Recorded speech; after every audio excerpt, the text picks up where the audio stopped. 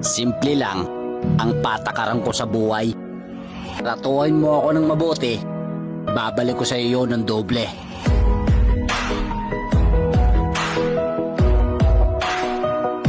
Di ka lang natulungan ng isang beses, sisiraan mo na ako? Di ka lang napagbigyan sa bagay na gusto mo, masamang tao na ako para sa'yo? Huwag naman ganun. Paano naman yung mga araw na naging mabuti ako sa'yo? Paano naman yung mga araw na natulungan kita? Ikaw na nakapalaw sa akin, alam ko naramdaman at naranasan mo na ring siraan ng iba.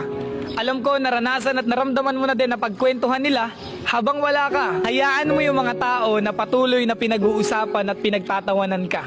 Laban ka lang palagi sa buhay. Matuto kang mawala ng paki sa kanila dahil hindi naman sila yung bumubuhay sa'yo. Higit sa lahat, yung mga pangarap mo sa buhay, ikaw at ikaw pa rin yung makakakuha niyan. Sa kabila ng pangit na ginagawa nila sa'yo, ikaw pa rin ang panalo sa dulo. Keep safe and God bless.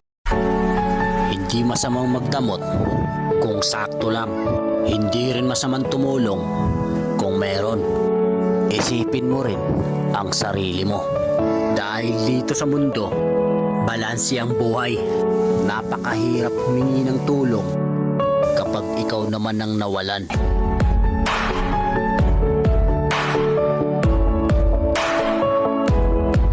Real talk, may mga taong kailangan ka lang dahil napapakinabangan ka. At pagkatapos kang pakinabangan, bukas hindi ka nakilala. At sa ibang tao ay sisiraan ka pa.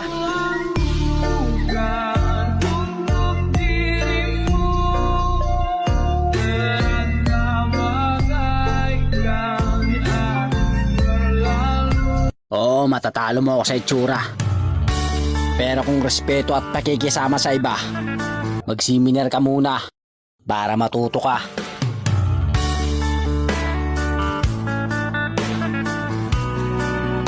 Sa totoo lang ang pagkakamali parte ng buhay yan. Kapag hindi ka nagkamali, hindi ka matututo. At kapag hindi ka natuto, hindi ka pagbabago, di ba? Kaya huwag kang matakot na subukan lahat ng bagay kahit mahirap. Huwag kang tutulad sa mga taong nagmamalinis at mapanghusga. Tatandaan mo lagi na tao ka lang.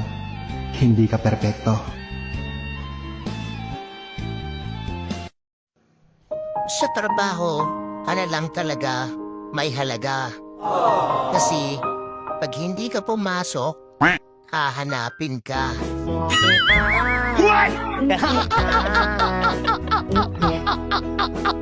Oo, gago at tarantado ako sa mga taong abusado. Mabuti at mabait ako kung maganda ang trato mo. Nagiging masama lang naman ako